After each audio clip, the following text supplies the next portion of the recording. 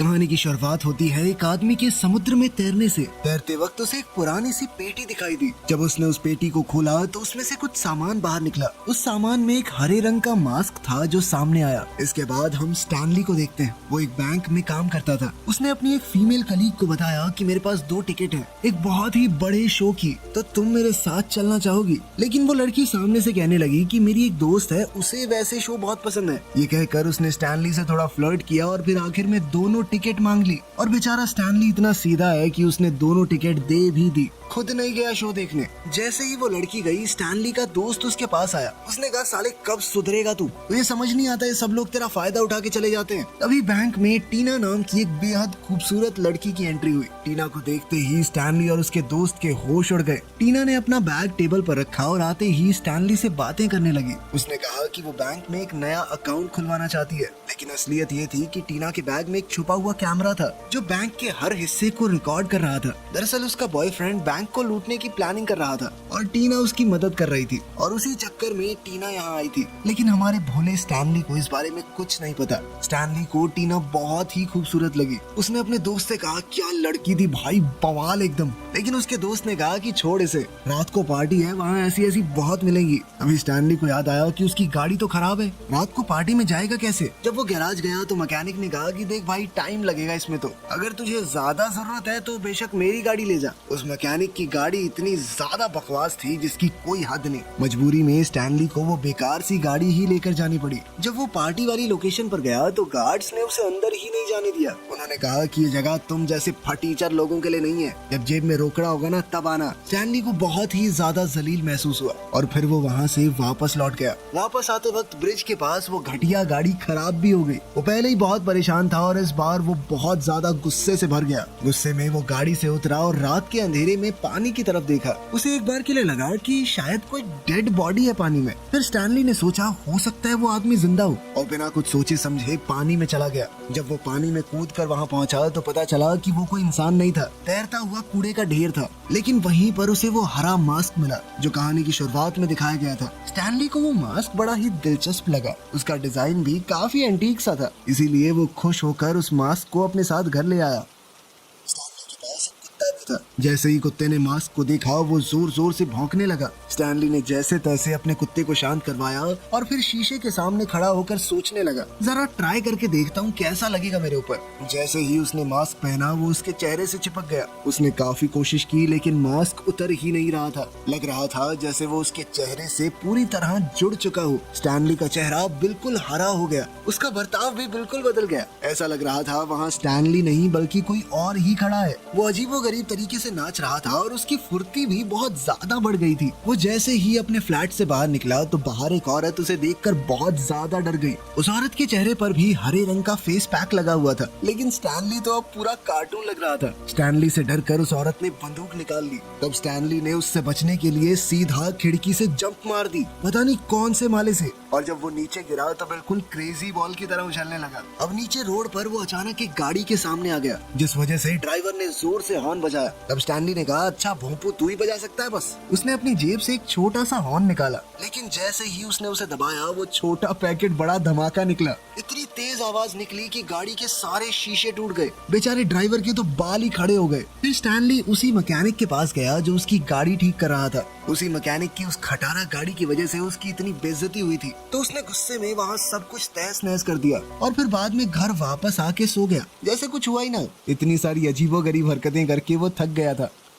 अगले दिन जब स्टैनली उठा तो उसका चेहरा वापस से नॉर्मल हो गया था। पता नहीं कैसे उसने मास्क को हटा दिया था। जब उसने शीशे में खुद को देखा तो उसे रात की कुछ चीजें टुकड़ों में याद आई। उसने सोचा कि शायद ये सब सिर्फ एक सपना था। तभी उसके फ्लैट के दरवाजे पर किसी ने दस्तक दी। ये एक पुलिस वाला था। उसने पूछा कि क्या कल रात का तुम्हें कुछ भी याद है? उसके साथ वो औरत भी थी जो स्टैनली को देखकर डर गई थी। उसी ने पुलिस को बुलाया था कि एक हरे मास्क वाला आदमी कल यहाँ पर घूम रहा था। बहुत ज्यादा डरावना था वो। स्टैनली अंदर स्टैनली अंदर समझ गया कि वो उसी की बात कर रहे हैं, पर उसने कहा कि सर मुझे कुछ नहीं पता, मैं तो आराम से सो रहा था। पुलिस वाला ये सुनकर वहाँ से चला गया। स्टैनली ने मास्क उठाया और कहा कि ये मुझसे अजीबोगरीब काम करवा रहा है, मुझे ठीक नहीं लग रहा है मास्क। ये कहकर उसने मास्क को खिड़की से बाहर फेंक दिया और फिर खुद भी कमरे से चला गया। लेकिन वो मास्क खुद ब खुद कमरे में वापस आ गया। फिर स्टैनली अपने ऑफिस में गया और बैंक के मैनेजर ने उसे खूब डांटा। लेट क्यों आए? तेरे बाप का बैंक है ये। स्टैनली ने कहा भी सर मेरी तबीयत खराब थी, रात को ढंग से सो नहीं पाया। और उस मैनेजर ने उसकी एक नहीं सुनी और ज्यादा सुनाने लगा।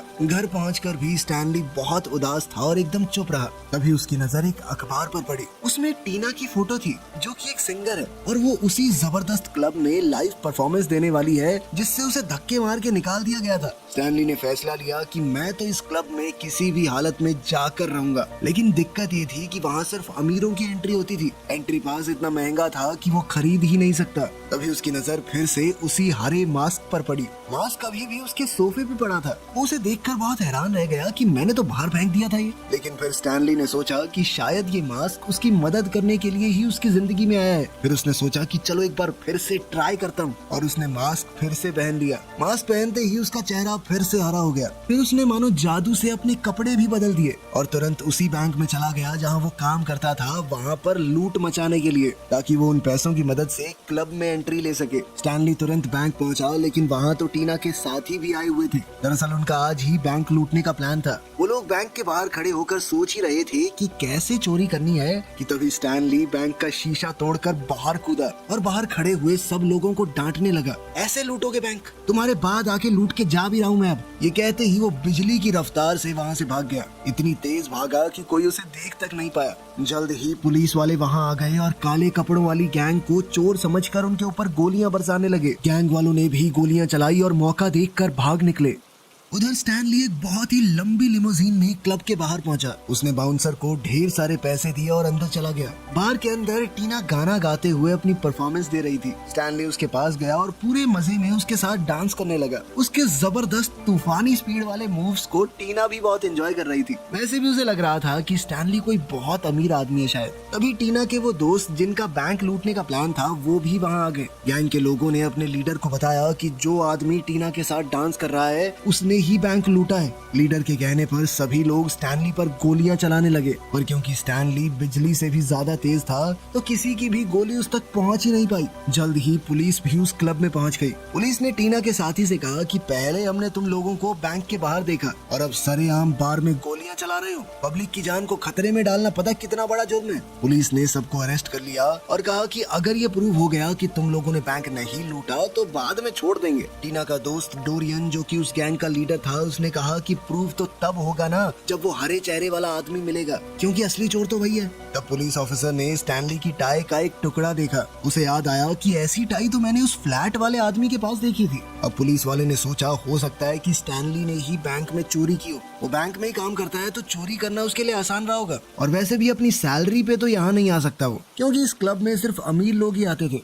पुलिस ऑफिसर तुरंत स्टैनली के घर गया। उसने स्टैनली से पूछा कि ये टाई तुम्हारी है, बताओ तुम उस क्लब में कैसे गए? तुम तो सिर्फ एक मामूली से बैंक एम्प्लॉय हो। अब स्टैनली ने झूठ कह दिया कि मैं तो बार में गया ही नहीं, मैं भी अपनी टाई ढूंढ रहा था। थैंक यू आपने ढूंढ दी, ये चोरी हो गई थी। अगले दिन स्टैनली जब बैंक गया तो बॉस फिर से उस पर गुस्सा करने लगा। स्टैनली ने इस बार खिंचकर कह दिया कि मेरे ऊपर दोबारा चिल्लाए ना, बहुत मारूंगा साले। उस वक्त टीना बैंक में आई स्टैनली से मिलने। उसने स्टैनली से पूछा कि तुम रोज इतने नए लोगों से मिलते हो, क्या तुम किसी हरे चेहरे वाले आदमी को जानते हो? उसे लग रहा था कि वो कोई ऐसा आदमी है जिसने अपने चेहरे पर पेंट लगाया होगा। स्टैनली ने भी उसे सच तो नहीं बताया। उसने कहा हाँ मैं जानता हूँ, अगर तुम चाहो तो रात को मिलवा भी सकता हूँ। टीना खुश हो गई और दोनों ने मिलने के लिए टाइम और जगह फिक्स कर ली। स्टैनली घर गया और उसने सोचा कि मुझे इस मास्क के बारे में कुछ तो पता लगाना पड़ेगा। फिर वो उसे लेकर एक मास्क एक्सपर्ट के पास गया। वो आदमी दुनिया के अलग अलग मुखौटों के बारे में लगभग सब कुछ जानता था। उस आदमी ने बताया कि लोकी नाम का एक देवता था जो बहुत ज्यादा शरारती और बचकान था।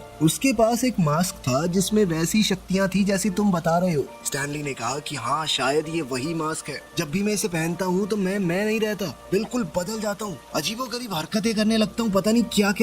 स्टैनली ने अपनी बात का सबूत देने के लिए उस आदमी के सामने ही मास्क पहना, लेकिन कुछ भी नहीं हुआ। जिसके बाद एक्सपर्ट ने कहा कि मेरा समय बर्बाद मत करो, निकलो यहाँ से। अब स्टैनली को समझ आया कि शायद ये मास्क सिर्फ रात को काम करता है, या फिर जब मैं अकेला अकेला होता हूँ तब। अब रात का समय था और उसे टीना से मिलने जाना था। जल्द ही स्टैनली मास्क पहनकर उस जगह पर पहुंचा, लेकिन तभी पुलिस वहां आ गई। वो लोग स्टैनली पर नजर रखे हुए थे। पुलिस ने टीना और स्टैनली दोनों को घेर लिया। टीना डर के मारे वहां से भाग गई। स्टैनली ने एक जगह फ्रीज होने का नाटक किया, लेकिन मास्क की मस्ती में वो भूल गया कि पुलिस वाले अभी भी उसे देख सकते हैं। पुलिस वालों ने उसे हर तरफ से घेर लिया, जिसके बाद स्टैनली चिल्लाया एक अजीब सी आवाज में। उसकी चीख सुनकर मानो सबका दिमाग हिल गया और उस करिश्माई मुखौटे के जादू से सब लोग उसके वश में आ गए। 2 सेकंड बाद पुलिस वाले उसके साथ डांस कर रहे थे। अब मौका देखकर स्टैनली गली की दूसरी तरफ भागा और मास्क उतार दिया। अब वो एकदम नॉर्मल स्टैनली बन चुका था। तभी एक लड़की गाड़ी में वहां आई। वो लड़की स्टैनली की दोस्त थी। उसने स्टैनली को थोड़ा डरा हुआ देखा तो उसे अपनी गाड़ी में बैठा कर ले गई। ये लड़की पेशे से एक रिपोर्टर है। उसने कहा कि मैं तुम्हारी कहानी दुनिया को बताऊंगी, मुझे बताओ क्या हुआ। स्टैनली बेचारा सीधा सच्चा इंसान, उसने सब कुछ सच सच बता दिया उस लड़की को। मेरे पास एक मास्क है, जब भी उसे पहनता हूँ बदल जाता हूँ पूरी तरह। अब तो पुलिस भी मुझे ढूंढ रही है। लेकिन यहाँ से कहानी में एक खतरनाक ट्विस्ट आया। स्टैनली ये नहीं जानता था कि वो रिपोर्टर लड़की भी स्टैनली को धोखा दे रही है। दरअसल वो लड़की भी डोरियन की गैंग से मिली हुई थी। डोरियन ने उस रिपोर्टर को पैसे दिए थे ताकि वो स्टैनली को उसके पास ले आए। उसने वादा किया था कि इसके बदले में उसे बहुत बड़ा इनाम मिलेगा। इसके बाद गैंगस्टर्स ने स्टैनली को पकड़ा और बहुत टॉर्चर किया। बेचारे को उल्टा लटका दिया। जल्द ही डोरियन वहां पहुंचकर स्टैनली से पूछताछ करने लगा। बताओ ये मास्क कैसे काम करता है, अगर नहीं बताया तो जान से जाओगे। स्टैनली ने कहा कि भैया प्यार से पूछ के भी देख लेते, मैं तो ऐसे ही बता देता। मुझे छोड़ दो, बस इस मास्क को पहनना है, सब कुछ अपने आप समझ जाओगे। जैसे ही डोरियन ने मास्क पहना तो उसका चेहरा भी एकदम हरा हो गया। अब वो किसी खतरनाक विलन जैसा लग रहा था। उसके अंदर एक अलग सी ताकत आ गई थी। अब उसने सोच लिया कि ये मास्क मैं किसी भी हालत में किसी दूसरे बंदे को नहीं दूंगा। उसे डर भी था कि अगर पुलिस ने उसे वो हरा मास्क पहने हुए देख लिया तो वो उसे ही बैंक चोर समझेंगे। उसने प्लान बनाया कि स्टैनली की जेब में एक डुप्लीकेट मास्क डलवा के उसको अरेस्ट करवा देता हूँ। उसने अपने गुंडों को स्टैनली के घर भेजा ताकि वो वहाँ से वो पैसा ले आए जो स्टैनली ने बैंक से चुराया था। लेकिन स्टैनली का कुत्ता उन सबको छुप कर देख रहा था। कुत्ते ने देखा कि मेरा मालिक तो गाड़ी के अंदर बंधा हुआ है। उसके मुंह पर टेप लगी थी। जब वो चोर पैसे लेकर निकले तो स्टैनली का कुत्ता माइलो चुपके से उनका पीछा करने लगा। उधर डोरियन ने एक नकली मास्क बनवा लिया था। उसने प्लान के हिसाब से ही वो मास्क स्टैनली की पॉकेट में डाल दिया। प्लान ये था कि पुलिस को लगे कि स्टैनली ही असली हरे मास्क वाला आदमी है। उसके आदमियों ने स्टैनली को उठाया और सीधा पुलिस के सामने फेंक दिया। पुलिस वालों को उसकी जेब से मास्क मिला और बिना सोचे समझे उन्होंने उसे जेल में भेज दिया। जब टीना को इस बात का पता चला तो वो जेल गई स्टैनली से मिलने। इस बार स्टैनली ने उसे सब कुछ सच बता दिया। दरअसल मैं ही वो हरे चेहरे वाला आदमी हूँ जो तुम्हारे साथ उस दिन मस्त नाच रहा था, लेकिन वो मास्क अब नहीं है मेरे पास। तुम्हारे उस दोस्त ने वो असली मास्क छीन लिया।